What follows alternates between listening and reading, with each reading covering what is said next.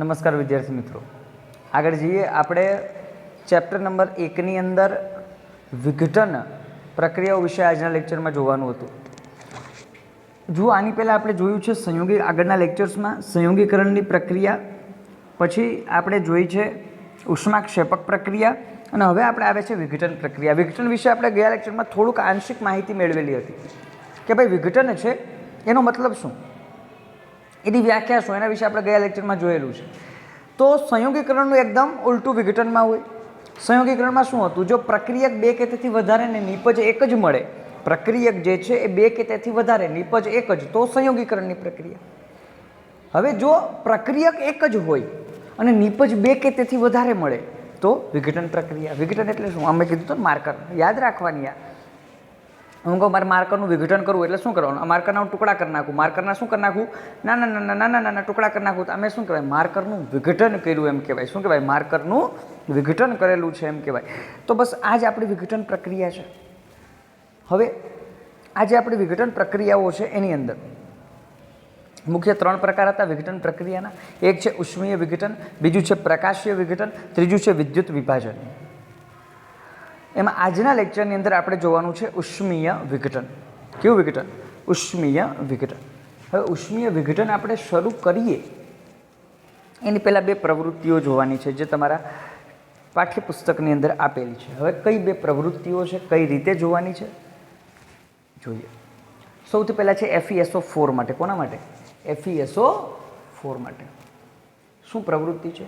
ચાલો સૌથી પહેલાં કીધું ભાઈ એક કસનળી લઈ લો. શું લઈ લો? એક કસનળી. મેં કીધું હતું ને આ આપણા ચેપ્ટરમાં કસનળી શું છે, અમર છે. કસનળીના ઉપયોગ વગર એક પણ પ્રવૃત્તિ આપણી થવાની નથી.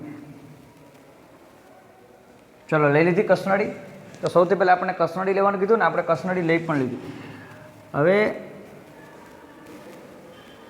આ જે આપણે અહીંયા કસનળી લીધેલી છે એ કસનળીની અંદર આપણે કીધું ભાઈ 2 ગ્રામ, કેટલો? માત્ર 2 ગ્રામ ફેરસ સલ્ફેટ લઈ લો. શું લઈ લો? Ferrous sulphate. આની અંદર આપણે શું લઈએ છીએ? 2 ગ્રામ ફેરસ સલ્ફેટ લઈએ છીએ. આ શું લઈ લીધું આપણે? FeSO4. FeSO4. આને શું કહેશું? Ferrous sulphate. Ferrous sulphate. ચલો FeSO4 લઈ લીધા, ફેરસ સલ્ફેટ. હવે કસનળી સૌથી પહેલાં લઈ લીધી. કસનળી અંદર શું લઈ લીધા? Ferrous sulphate. હવે શું કરવાનું છે? હવે આ કસનળીને આપણે ગરમ કરીએ. શું કરીએ? ગરમ. ગરમ કઈ રીતે કરશું? તો નીચે આપણે મીણબત્તીનો ઉપયોગ પણ કરી શકીએ અને બન્સન બર્નરનો ઉપયોગ પણ કરી શકીએ. હવે બન્સન બર્નર રાખો તો વાંધો નથી અને મીણબત્તી રાખો તો પણ કાંઈ પ્રશ્ન છે નહીં. બેમાંથી ગમે એનો ઉપયોગ કરી શકીએ આપણે. તો અહીંયા આપણે એવું કહે કે ધારો કે બન્સન બર્નર રાખી દઈએ. અહીંયા ઉપર જાળી જેવી રચના હશે અને અહીંથી શું પ્રજ્વલિત થશે? જ્યોત.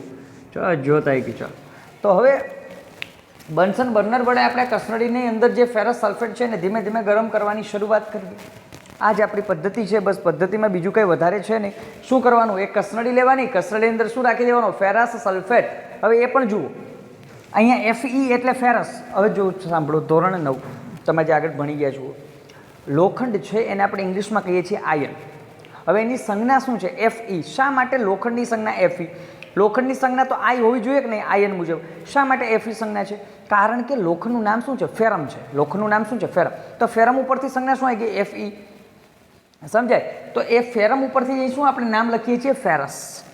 અહીંયા આયન સલ્ફેટ લખો તો પણ ચાલે, પણ આપણે એક્ઝેક્ટ નામ જ લખવાનું, આપણે એવા પ્રયોગો નહીં કરવા.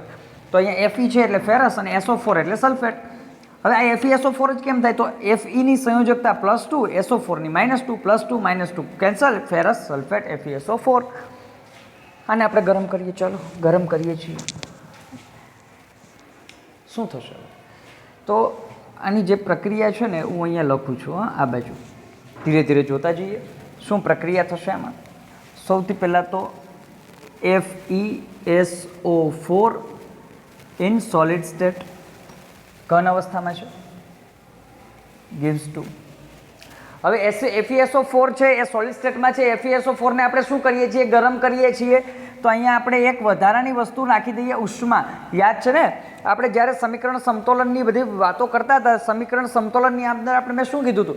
જ્યારે પ્રક્રિયાની અંદર જો પ્રક્રિયકો ભાગ લેવાના જ છે, નિપજો મળવાની જ છે, પણ ઘણીવાર પ્રક્રિયકો સિવાય અમુક એવા તત્વો હોય જે પ્રક્રિયાની અંદર અગત્યનો ભાગ ભજવે પરંતુ પ્રક્રિયામાં ભાગ લેતા નથી. એને ક્યાં લખવાના? એરાની ઉપર અથવા નીચે. તો FeSO4 ઉપર લખી નાખો ઉષ્મા, કારણ કે આપણે ઉષ્મા આપીએ છીએ. જુઓ હવે છોકરાઓ FeSO4 નો આપણે રંગ જોવાનો. હજી એમાં કંઈ થયું નથી હો, હજી તો ગરમ જ થાય છે. હજી ગરમ થઈ જશે ને ત્યારે હું કહીશ કે ચાલો હવે ગરમ થયું, હવે અવલોકન. હજી અવલોકન કરવાનું નથી. હજી આપણે શું કરીએ છીએ? ગરમ જ કરીએ છીએ. તો FeSO4 છે એનો રંગ આપણને આપેલો છે. ભાઈ FeSO4 નો રંગ કેવો હોય? FeSO4 નામ લખી નાખું છું. FeSO4 નું ફેરસ સલ્ફેટ. અને આ ફેરસ સલ્ફેટનો રંગ કેવો છે?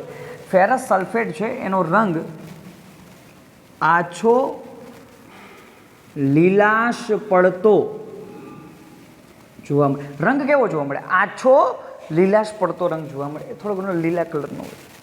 લીલો કલર બહુ ઓછી જગ્યાએ આપણે કેમિસ્ટ્રીમાં યાદ રહી ગયા. FeSO4 કેવા રંગનો છે? લીલા રંગનો છે. આછો લીલાશ પડતો રંગ ધરાવે FeSO4 ફેરસ સલ્ફેટ. હવે આને આપણે પાછું ગરમ તો થાય જ છે. ચાલો એકદમ ગરમ થઈ ગયું. હવે ગરમ થશે ને ત્યારે આપણને આમાં 2 અવલોકન મળશે. કેટલા અવલોકન મળશે? 2 અવલોકન. શું શું અવલોકન મળે? સૌથી પહેલું FeSO4 ની અંદર અહીંયા કેવો રંગ જોતો હતો? આછો લીલાશ પડતો રંગ જોતો આપણે મળતો હતો કે નહીં? તો એ તો રંગ તો બદલશે. રંગ બદલીને શું થાય એ હું હમણાં કહું છું. પણ એના સિવાય એક બીજી વસ્તુ આપણને જોવા મળે. આ ફેરસ સલ્ફેટમાંથી છે ને અમુક વાયુઓ, તીવ્ર વાસ ધરાવતા વાયુઓ મુક્ત થાય. કેવા વાયુઓ મુક્ત થાય? તીવ્ર વાસ ધરાવતા વાયુઓ મુક્ત થાય છે. હવે આ તીવ્ર વાસ કેવી વાસ ધરાવે છે? તીવ્ર વાસ ધરાવતા વાયુઓ મુક્ત થાય છે. તીવ્ર વાસ ધરાવતા વાયુઓ મુક્ત થાય. તો આ તીવ્ર વાસ ધરાવતા વાયુઓ છે ક્યાં? સૂંઘવાનું આપણે, પણ એમાં બહુ ચેતવણી આપેલી છે. ભાઈ જો તમે આ પ્રવૃત્તિ કરતા હોવ તો બહુ સારી વાત છે, એક્સપેરિમેન્ટ કરવાના, પરંતુ કસનળી આમ નજીક લઈને સૂંઘવાનું નહીં. નકર આ જે વાયુઓ છે સોંસરવા નીકળી જાય. બરાબર? આખી ચેનલ થતી જાય, નુકસાનકારક છે. તો શું કરવાનું? આમ દરેક આમ દૂર રાખીને આમ ધીરે ધીરે એ વાયુ ખાલી આપણે આમ નાકમાં સ્પર્શે એ રીતે રાખવાનું. નહીંતર આ બહુ નુકસાનકારક હોય. એટલે કસનળી એકદમ આમ નાક પાસે નહીં લઈ જવાની. તો હવે તીવ્ર વાસ ધરાવતા વાયુઓ બહાર નીકળશે. હવે આ વાયુઓ છે ક્યાં એ આપણે જોવાનું છે. તો તીવ્ર વાસ ધરાવતા વાયુઓ 2 છે. એક છે SO2 અને બીજો છે SO3. આને કહેવાય સલ્ફર ડાયોક્સાઇડ, આને કહેવાય સલ્ફર ટ્રાયોક્સાઇડ. સમજાણું? ડાયોક્સાઇડ અને ટ્રાયોક્સાઇડ બંને હશે. તો હવે અહીંયા જુઓ FeSO4 હતો, એને આપણે ગરમ કરીએ એટલે આપણને જો એક તો ખબર પડી ગઈ વાસ ઉપરથી કે ભાઈ તીવ્ર વાસ છે, મતલબ કે 2 વાયુ હશે, SO2 અને SO3. તો અહીંયા એ 2 વાયુઓને આપણે પહેલાં અહીંયા મુક્ત કરી દઈએ. Plus SO2 in gaseous form plus SO3 in gaseous form. બંને વાયુઓ સ્વરૂપે SO2 અને SO3 બહાર નીકળી ગયા. SO2 એટલે સલ્ફર ડાયોક્સાઇડ અને SO3 એટલે સલ્ફર ટ્રાયોક્સાઇડ. બરાબર? સલ્ફર ડાયોક્સાઇડ અને સલ્ફર ટ્રાયોક્સાઇડ બંને મુક્ત થઈ ગયા. ચાલો કમ્પ્લીટ, કંઈ વાંધો નહીં આપણને. હજી એક વસ્તુ અહીંયા બચેલી હશે. જો SO2 SO3 ભલે નીકળી ગયા, હજી એક વસ્તુ અહીંયા બચેલી હશે. કઈ વસ્તુ બચેલી હશે? એને આપણે કહેશું છોકરાઓ Fe2O3, જે સોલિડ સ્ટેટમાં જ ત્યાં રહી જશે. અહીંયા રહી જશે સોલિડ સ્ટેટમાં. એને શું કહેવાય? Fe2O3. અને આને આપણે શું કહીએ છીએ? આને આપણે કહીએ છીએ ફેરિક ઓક્સાઇડ. કેવો oxide? Ferric oxide. Ferric oxide. અને આપણે શું કહીએ છીએ? Ferric oxide. અને હવે અહીંયા જે રંગ આપણો આછો લીલાશ પડતો હતો એના બદલે હવે અહીંયા કથ્થઈ રંગ જોવા મળે. કયો રંગ જોવા મળે? કથ્થઈ રંગ જોવા મળે. આ કથ્થઈ રંગ કોનો છે? ફેરિક ઓક્સાઇડનો છે. આ કથ્થઈ રંગ કોનો છે? ફેરિક ઓક્સાઇડનો છે. તો હવે અહીંયા કયો રંગ જોવા મળશે? કથ્થઈ રંગ. કથ્થઈ રંગ જોવા મળે. તો અહીંયા પ્રક્રિયા દરમિયાન આખું અવલોકન બધું સમજાઈ ગયું કે નહીં છોકરાઓ? સૌથી પહેલાં કસનળી લેવાની. કસનળીમાં 2 ગ્રામ FeSO4 લેવાનો. ફેરસ સલ્ફેટ એને ગરમ કરવાનો. FeSO4 ને ગરમ કરીએ એટલે અહીંયા ઉપર ઉષ્મા લખવાનું. FeSO4 સોલિડ સ્ટેટમાં છે. ગરમ કરશું એટલે એમાંથી સૌથી પહેલાં વાયુઓ નીકળવાની ચાલુ થાય. વાયુઓ છે તીવ્ર વાસ ધરાવે છે. તીવ્ર વાસ ધરાવતા વાયુ એટલે આપણને ખ્યાલ આવ્યો કે ભાઈ SO2 અને SO3 છે. Sulphur dioxide, sulphur trioxide. ઉપરાંત અહીંયા જે આછો લીલાશ પડતો રંગ હતો એ કથ્થઈ થઈ જાય. મતલબ કે અહીંયા શેનું નિર્માણ થઈ ગયું? Fe2O3 આયન ઓક્સાઇડ અથવા ફેરિક ઓક્સાઇડનું નિર્માણ થયેલું છે. ચલો ક્લિયર થયું કે નહીં આખી પ્રક્રિયા આપણી? તો આ પ્રક્રિયા છે એ કઈ પ્રક્રિયા છે? ઉષ્મીય વિઘટનની પ્રક્રિયા છે. કઈ પ્રક્રિયા છે? ઉષ્મીય વિઘટન. કે કીધું ને આપણે ઉષ્મીય વિઘટનનો ટોપિક ચાલુ કર્યો તો પ્રવૃત્તિ કઈ હશે? ઉષ્મીય વિઘટનની જ હશે. હવે ઉષ્મીય વિઘટન શા માટે છે? તો જો એક તો FeSO4નું વિઘટન થાય કે નહીં છોકરાઓ? જુઓ આ વિઘટન પ્રક્રિયા છે કે નહીં? જો પ્રક્રિયક એક જ, નિપજ 2 કે તેથી વધારે. જો 3 નિપજ છે, અહીંયા તો 2 થી વધારે છે. તો પ્રક્રિયક એક જ, નિપજ 2 કે તેથી વધારે એટલે આ વિઘટન પ્રક્રિયા છે. અને પ્રક્રિયકનું વિઘટન કોના વડે થયું? ઉષ્મા વડે. માટે આ ઉષ્મીય વિઘટન પ્રક્રિયા છે. ચલો ખ્યાલ આવી ગયો આખી પ્રક્રિયા. ચલો સમીકરણને બધું લખી નાખજો, બરાબર? ચલો આખું નોટ ડાઉન કરી નાખો. આ પ્રવૃત્તિ નોટ ડાઉન કરી નાખો. પછી હજી એક પ્રવૃત્તિ જોવાની છે, પછી આગળ જઈએ. ચલો આગળ જઈએ. હવે જુઓ, આપણે આની પહેલાં જે પ્રવૃત્તિ કરી હતી 1.5. હવે જે પ્રવૃત્તિ આવે છે એ છે 1.6. હવે એમાં શું છે? એમાં આપણે જે હમણાં ફેરસ સલ્ફેટમાં જે પ્રવૃત્તિ કરીને એ જ કોપી પેસ્ટ છે. કોઈ જ જાતનો ફેરફાર નથી. માત્ર પ્રક્રિયક અને નિપજ બદલે, એ તો આપણને ખ્યાલ છે. તો સૌથી પહેલાં શું લેવાનું? પ્રવૃત્તિ લખી નાખું છું આમાં. આની પહેલાં હતી પ્રવૃત્તિ 1.5, આ છે 1.6. સૌથી પહેલાં કસનળી લઈ લેવાની. આપણે હમણાં લીધી હતી એમ જ. અહીંયા શું લઈ લો? એક કસનળી. ચલો અહીંયા આપણે કસનળી આવી જશે. હા ચલો જોઈ ગઈ. ચલો અહીંયા કસનળી લઈ લીધી આપણે.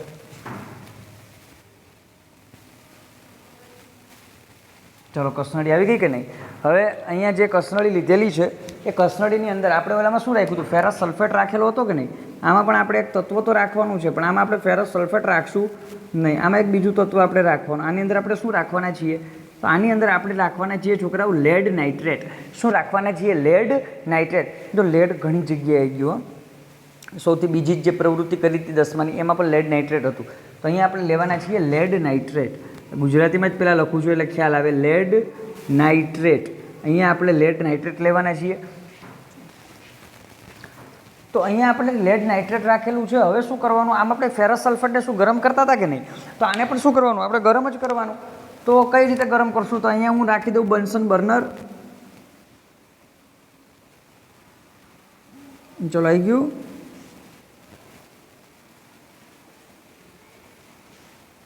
અહીંયા આપણે બન્સન બર્નર રાખી દઈએ છીએ. અહીંથી જ્યોત વડે આ ગરમ થશે. હવે આ લેડ નાઇટ્રેટને આપણે ગરમ કરીએ છીએ. આપણે પહેલાં ફેરસ સલ્ફેટને ગરમ કરતા હતા. હવે કોને ગરમ કરીએ છીએ? લેડ નાઇટ્રેટને. લખી નાખીએ પહેલાં બધું, પછી આગળ જઈએ. હવે જુઓ, અહીં એક તો આપણે લેડ નાઇટ્રેટ છોકરાઓ રાખેલા છે. હવે લેડ નાઇટ્રેટ છે ને, એટલે લેડ એટલે આપણને ખ્યાલ છે. લેડ એટલે શું? તો કે પીબી. લેડ એટલે શું? પીબી. આને સંજ્ઞાઓ આપણે ઘણી વાર જોયેલી છે. લેડ એટલે પીબી. આપેલા છે નાઇટ્રેટ. નાઇટ્રેટ છોકરાઓ, નાઇટ્રેટ બહુપરમાણવી આયન છે. મેં લખીને મોકલેલા છે. આ તો નાઇટ્રેટ ને બધા તો NO3. તો અહીંયા બની ગયા PbNO3. પણ આમને નહીં ચાલે. નહીં ચાલે શા માટે? તો જો પીબીની સંયોજકતા છે ને એ છે +2. પીબીની સંયોજકતા કેટલી? +2. NO3ની કેટલી? -1. ચોકડી લગાવશો ને એટલે NO3ની સામે આવશે 2. હવે NO3ની સામે 2 આવે ને તો આને કાઉન્સ કરીને 12 શું લખી નાખવાના? 2. તો આ થઈ ગયા લેડ નાઇટ્રેટ PbNO3 ટ્વાઇસ. ચલો ખ્યાલ આવી ગયો કે નહીં? તો લેડ નાઇટ્રેટ છે ને આપણે એને ગરમ કરીએ છીએ. હવે કઈ રીતે પ્રક્રિયા થશે? તો જુઓ, સૌથી પહેલાં અહીંયા હું લખું છું lead nitrate PbNO3 twice. PbNO3 twice. PbNO3 twice lead nitrate.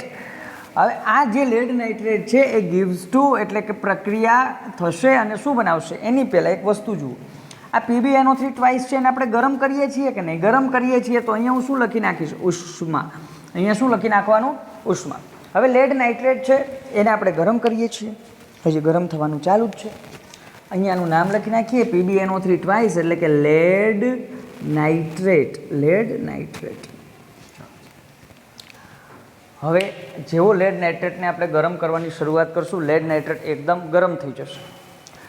એટલે આમાંથી, કસનળીમાંથી આપણને એક કથ્થઈ રંગના ધુમાડા નીકળતા જોવા મળે. શું જોવા મળે? કથ્થઈ રંગના ધુમાડા નીકળતા જોવા મળે. કયા રંગના? કથ્થઈ રંગ. કથ્થઈ રંગ નો વાયુ બહાર નીકળતો જોવા મળે. ઓલા આની પહેલાંની પ્રવૃત્તિમાં શું હતું? તીવ્ર વાસવાળો વાયુ બહાર નીકળતો હતો. આમાં કથ્થઈ રંગનો વાયુ બહાર નીકળે. અને આ જે કથ્થઈ રંગનો વાયુ બહાર નીકળે છે કોણ છે? એ છે છોકરાઓ NO2, નાઇટ્રોજનના ઓક્સાઇડ. Nitrogen dioxide. નાઇટ્રોજનના ઓક્સાઇડ એટલે કોણ? Nitrogen dioxide. તો આમાંથી નાઇટ્રોજન ડાયોક્સાઇડ બહાર નીકળે છે. તો બસ આપણને ખ્યાલ આવી ગયો કે ભાઈ એક તો નાઇટ્રોજન ડાયોક્સાઇડ બહાર નીકળે છે. હવે આનું આખું સમીકરણ જોઈએ, આમાં આપણને શું શું મળે. તો જુઓ, જ્યારે પ્રક્રિયા થશે એટલે એક તો આમાંથી આપણને આ સોલિડ ફોર્મમાં છે, એક તો આમાંથી આપણને છોકરાઓ મળશે PbO, એક તો શું મળશે PbO ઇન સોલિડ ફોર્મ. તો એક તો લેડ ઓક્સાઇડ PbO મળે છે, પ્લસ આપણને આમાંથી મળશે NO2. બીજું શું મળશે NO2 એટલે કે નાઇટ્રોજન ડાયોક્સાઇડ, એ ગેસિયસ ફોર્મમાં હશે. પ્લસ આમાંથી હજી એક વસ્તુ મળે છે O2, એ પણ કયા ફોર્મમાં હશે ગેસિયસ ફોર્મમાં. આખું સમીકરણ છે. હવે આ આખી જે પ્રક્રિયા છે એ ઉષ્મા વડે થાય છે. પ્રક્રિયક એક જ છે, નિપજ કેટલી છે? 3 નિપજ આપણને મળે છે. 3 નિપજને એકવાર નામ જોઈ લઈએ. જો આ લેડ ઓક્સાઇડ છે, આ લેડ નાઇટ્રેટ છે, હવે લેડ ઓક્સાઇડ બની જશે. તો અહીંયા આવી જશે લેડ ઓક્સાઇડ. અહીંયા આવી જશે નાઇટ્રોજન ડાયોક્સાઇડ. અહીંયા આવી જશે, આ તો બહુ અઘરું છે, ઓક્સિજન કહેવાય. આને શું કહેવાય? ઓક્સિજન કહેવાય. તો લેડ નાઇટ્રેટને આપણે ગરમ કરીએ એટલે લેડ ઓક્સાઇડ, નાઇટ્રોજન ડાયોક્સાઇડ અને ઓક્સિજનનું નિર્માણ થાય. આની અંદર એકનો રંગ આપણને ખબર છે, બરાબર, બધાને લખવાની જરૂર નથી. પણ નાઇટ્રોજન ડાયોક્સાઇડ છે એ કેવો રંગ ધરાવશે? તો કે કથ્થઈ રંગ ધરાવશે. આપણે અવલોકન મુજબ જ જઈએ છીએ ટેક્સ્ટબુક પ્રમાણે.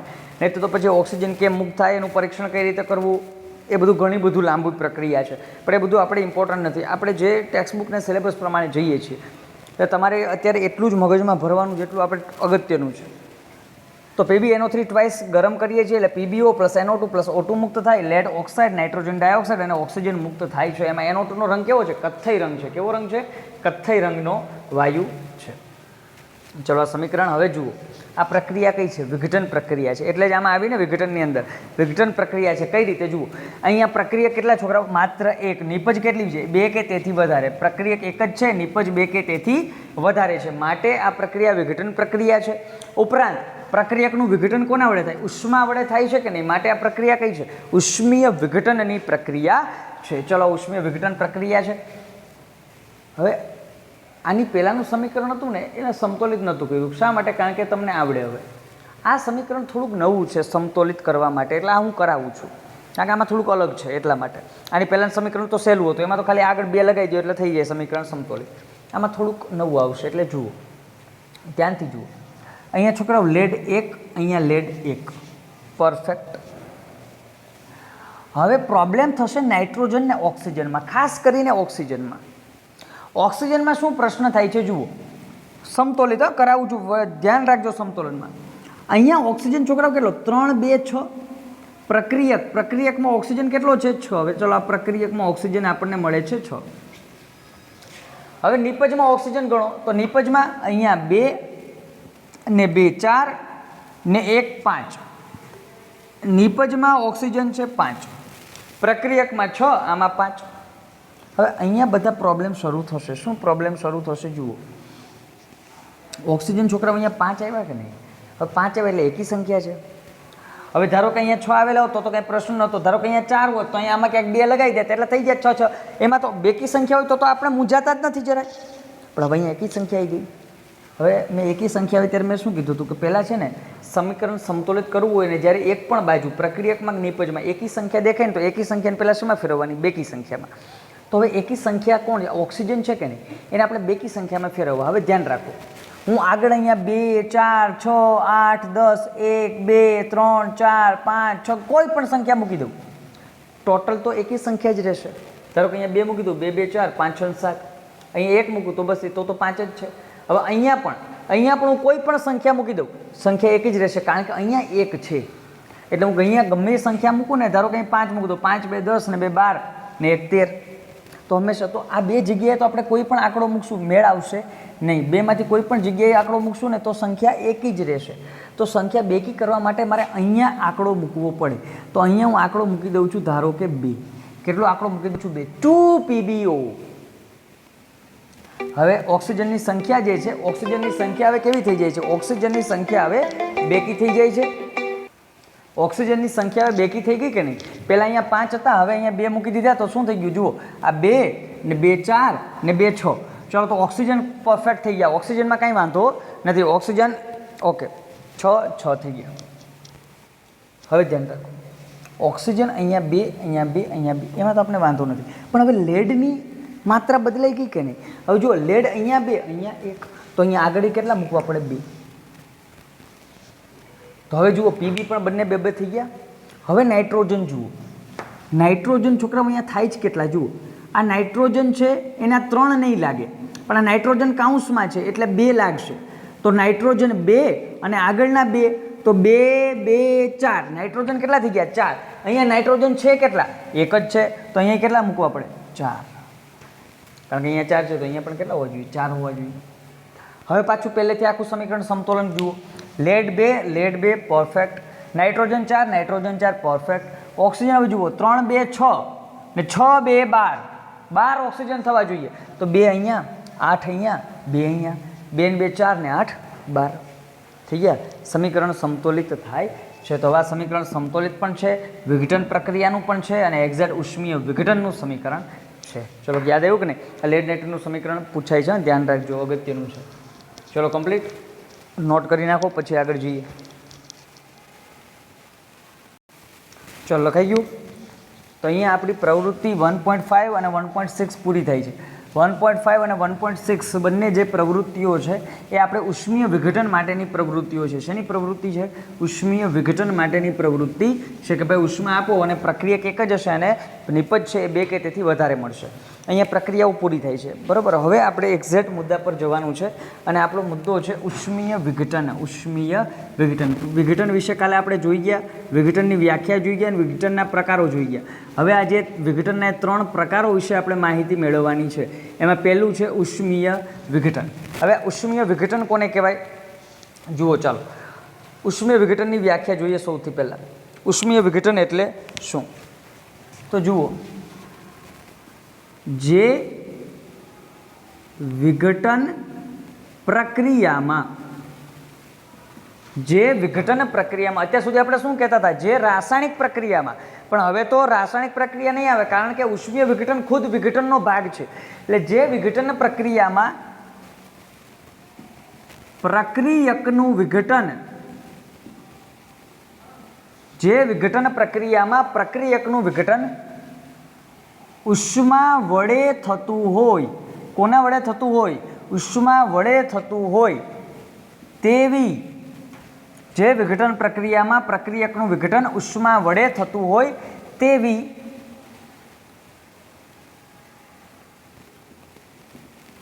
પ્રક્રિયાને ઉષ્મીય વિઘટન કહે છે. એને શું કહેવાય? ઉષ્મીય વિઘટન તરીકે ઓળખવામાં આવે. જે વિઘટન પ્રક્રિયામાં પ્રક્રિયકનું વિઘટન ઉષ્મા વડે થાય એને શું કહેવાય? ઉષ્મીય વિઘટનની પ્રક્રિયા તરીકે ઓળખવામાં આવે. હવે આ છે ઉષ્મીય વિઘટન. હવે ઉષ્મીય વિઘટન આપણે લખેલું છે, તો હવે નીચે શું જોશું? એના એક્ઝામ્પલ જોશું કે નહીં? ઉષ્મીય વિઘટન, અને હવે એના નીચે એક્ઝામ્પલ્સ. ચલો એક્ઝામ્પલ જોઈએ. હવે એક્ઝામ્પલ શું શું આવશે આની અંદર? તો કે સૌથી પહેલાં તો એક સામાન્ય એક્ઝામ્પલ જોઈએ. એક્ઝામ્પલ તરીકે ચાલો CaCO3 CaCO3 calcium carbonate. Calcium carbonate in solid form. હવે કેલ્શિયમ કાર્બોનેટને આપણે ગરમ કરીએ એટલે કે શું આપીએ છીએ? ઉષ્મા આપીએ છીએ. કેલ્શિયમ કાર્બોનેટને આપણે ગરમ કરીએ, ઉષ્મા આપીએ એટલે 2 ભાગમાં વિઘટિત થાય. એક છે CaO in solid form plus CO2 in gaseous form. CaCO3 છોકરાઓ આપણે કહીએ છીએ કેલ્શિયમ કાર્બોનેટ. CaCO3 ને આપણે શું કહીએ છીએ? કેલ્શિયમ. Ca એટલે કેલ્શિયમ અને CO3 એટલે કાર્બોનેટ. અને કેમ આવે ખબર ને? કેલ્શિયમની સંયોજકતા +2, CO3 ની -2, +2 કેન્સલ, CaCO3. અહીંયા આપણી પાસે છે CaO, આને આપણે કહીએ છીએ કેલ્શિયમ ઓક્સાઇડ. અને શું કહીએ છીએ? Calcium oxide. અને આ તો તમને ખ્યાલ છે કાર્બન ડાયોક્સાઇડ. બીજા નામ પણ છે CaCO3 કેલ્શિયમ કાર્બોનેટ પણ કહેવાય. આને કહેવાય ચૂનાનો પથ્થર. ચૂનાનો પથ્થર પણ કહેવાય, આને ચાક પણ કહેવાય, આરસ પહાણ પણ કહેવાય, શંખમાં પણ હોય, પરવાળામાં પણ હોય. આ બધા મેં લખાવેલા છે CaCO3 માટે. તો આ છે કેલ્શિયમ કાર્બોનેટ સોલિડ ફોર્મ. હવે અહીંયા છે CaO કેલ્શિયમ ઓક્સાઇડ. આના પણ ઘણા બધા નામ છે. આને કેલ્શિયમ ઓક્સાઇડ પણ કહેવાય, આને કડી ચૂનો કહેવાય, ક્વિક લાઇમ પણ કહેવાય. એના સિવાય આ જે સામાન્ય આનો ઉપયોગ છે CaOનો કયો છે તો કે સિમેન્ટ ઉદ્યોગમાં આનો ઉપયોગ થાય. કઈ જગ્યાએ ઉપયોગ થશે? સિમેન્ટ ઉદ્યોગમાં CaOનો ઉપયોગ થાય. CaOH ટ્વાઇસ એનો ઉપયોગ ક્યાં થાય? દિવાલ ધોળવા માટે. AgCl AgBr આવશે ત્યારે કહીશ. હવે આવે CO2. ચાલો કમ્પ્લીટ. તો આ જો આમાં પ્રક્રિયકનું વિઘટન કોના લીધે થયું? ઉષ્મા વડે. તો આ ઉષ્મીય વિઘટન છે પણ વિઘટન પ્રક્રિયા કે એક નિપજ 2 કે તેથી વધારે 2 તો છે. ચાલો તો એ હતું એક્ઝામ્પલ નંબર 1. હવે બીજું એક્ઝામ્પલ જોઈએ નંબર 2. નંબર 2 તો આપણે હમણાં જોયું હતું છોકરાઓ, એ જ જોઈ લઈએ. અહીંયા હું ધારો કે લખી નાખું છું Fe,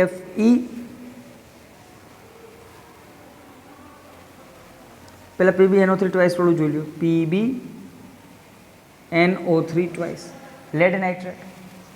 આ lead nitrate in solid form. Lead nitrate છે એનું આપણે વિઘટન કરવા માટે શું આપીએ છીએ? ઉષ્મા આપીએ છીએ. તો PbNO3 ટ્વાઇસ લેડ નાઇટ્રેટને આપણે ઉષ્મા આપીએ, ગરમ કરીએ છીએ એટલે અહીંયા આપણને શું મળે છે? એક તો આપણને મળે છે PbO ઇન સોલિડ પ્લસ અહીંયા આપણને બીજું શું મળશે?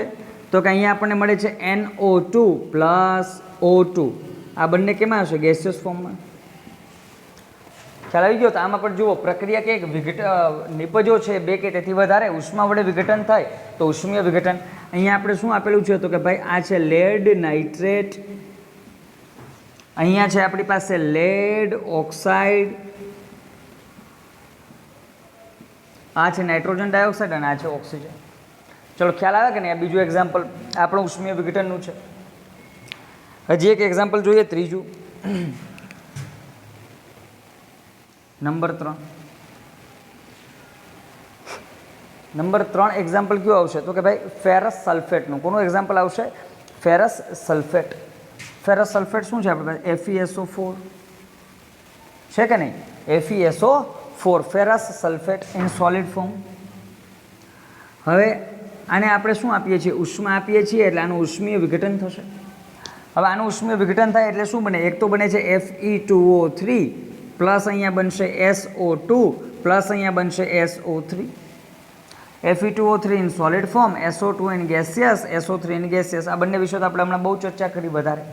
FeSO4નું આખું નામ આપણને ખ્યાલ છે ફેરસ સલ્ફેટ. Fe2O3 આને આપણે કહેશું ફેરિક ઓક્સાઇડ અને SO2 ને SO3 સલ્ફર ડાયોક્સાઇડ અને સલ્ફર ટ્રાયોક્સાઇડ. તો આ 3 શેના ઉદાહરણ છે? ઉષ્મીય વિઘટનના ઉદાહરણ છે. શેના ઉદાહરણ છે? ઉષ્મીય વિઘટનના ઉદાહરણ છે. Note down.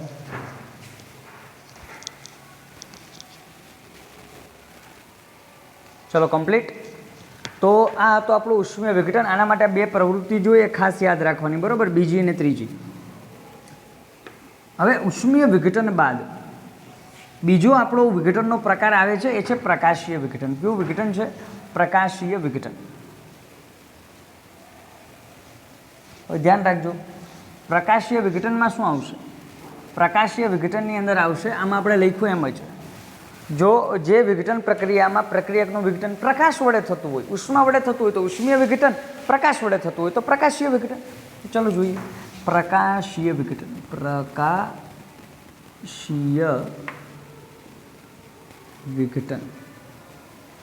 આમાં પ્રવૃત્તિ અગત્યની નથી એટલે આમાં આપણે સીધું પ્રકાશીય વિઘટન જ જોશું, બરાબર? ચાલો શું છે પ્રકાશીય વિઘટન જુઓ. જે વિઘટન પ્રક્રિયામાં પ્રક્રિયકનું વિઘટન, જે વિઘટન પ્રક્રિયામાં પ્રક્રિયકનું વિઘટન પ્રકાશ વડે થતું હોય, જે વિઘટન પ્રક્રિયામાં પ્રક્રિયકનું વિઘટન પ્રકાશ વડે થતું હોય તેને પ્રકાશીય વિઘટન. કયું વિઘટન? પ્રકાશીય વિઘટન કહે છે. જે વિઘટન પ્રક્રિયામાં પ્રક્રિયકનું વિઘટન પ્રકાશ વડે થતું હોય એટલે કે એના 2 ભાગ પ્રકાશ વડે થતા હોય એને કહેવાય પ્રકાશીય વિઘટન. પ્રકાશીય વિઘટન પણ ઘણા બધા છે છોકરાઓ. પ્રકાશીય વિઘટનમાં હવે આપણે જોશું એક્ઝામ્પલ, બરાબર? એટલે ખ્યાલ આવી જાય, પછી આગળ જઈએ. એક્ઝામ્પલ્સ.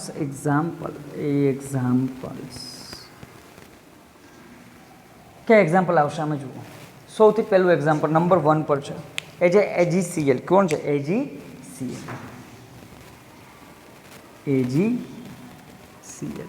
હવે આ શું છે AgCl? જુઓ, Ag એટલે સિલ્વર, Ag એટલે શું? સિલ્વર, અને Cl એટલે ક્લોરાઇડ. Ag એટલે સિલ્વર, Cl એટલે ક્લોરાઇડ. હવે જુઓ, Ag છે એ છે છોકરાઓ +1, ક્લોરિન છે -1, તો 1 પણ એક ઇક્વલ થઈ ગયા. અહીંયા આવી જાય AgCl. આ AgCl જે દેખાય છે કે નહીં આપણને AgCl, એ સોલિડ ફોર્મમાં હશે. કયા ફોર્મમાં હશે? સોલિડ ફોર્મમાં. આને આપણે કંઈક પ્રકાશમાં રાખી દઈએ. ક્યાં રાખી દઈએ? પ્રકાશમાં. આની પ્રવૃત્તિઓ છે એ થોડીક હું તમને સમજાવી દઈશ પાછી, બરાબર? અત્યારે આપણે આ પ્રકાશીય વિઘટન જોઈએ છીએ. આમાં આપણે એક બીકર કે એક બાષ્પ વાટકી રાખીએ. શું રાખીએ? બાષ્પ વાટકી. અને કહેવાય ચાઇના ડીશ. શું કહેવાય? China dish. તો બાષ્પ વાટકીની અંદર આપણે AgCl રાખીને તડકે રાખી દઈએ. ક્યાં રાખી દઈએ છીએ? સૂર્યપ્રકાશમાં તડકે રાખી દઈએ છીએ. તો હવે જ્યારે આને તડકે રાખશું ત્યારે શું થશે? તો કે એને પ્રકાશ મળશે. એટલે ઉપર હું લખી નાખું છું પ્રકાશ, કારણ કે પ્રકાશના લીધે થશે. તો AgCl સોલિડ છે. AgCl નું નામ, Ag એટલે સિલ્વર અને Cl એટલે ક્લોરાઇડ. તો આ છે સિલ્વર ક્લોરાઇડ. ક્યાં રાખી દીધું? આપણે તડકે રાખી દીધું. AgCl નું વિઘટન થશે. શું થશે? વિઘટન. અને શું બનશે? તો કે એક તો બનશે Ag પ્લસ Cl2. શું બનશે? Ag plus Cl2. અહીંયા એક વસ્તુ ધ્યાન રાખો, AgCl, અહીંયા Cl2. ક્લોરિન છે સમતોલિત નથી. ક્લોરિન અહીંયા 2, અહીંયા 1, તો આગળ કેટલા મૂકી દો? 2. 2AgCl. હવે 2AgCl ની અંદર પાછું જો Cl થઈ ગયા. હવે Ag વાં 2 છે, અહીંયા 1, તો અહીંયા કેટલા મૂકવાના? 2. તો 2AgCl પ્રકાશીય વિઘટન થાય 2Ag પ્લસ Cl2. સિલ્વર ક્લોરાઇડમાંથી શું બનશે? એક તો બનશે સિલ્વર અને બીજું બનશે ક્લોરિન. ચલો, ખ્યાલ આવ્યો કે નહીં? બીજું એક્ઝામ્પલ જુઓ. અહીંયા ધારો હું રાખું AgCl ને બદલે AgBr. AgCl ને બદલે શું રાખી દઉં? AgBr. એ પણ સોલિડ ફોર્મમાં છે. પાછું સાથે થશે વિઘટન. આને ક્યાં રાખી દઈએ આપણે? પ્રકાશમાં, એક ચાઇના ડીશમાં.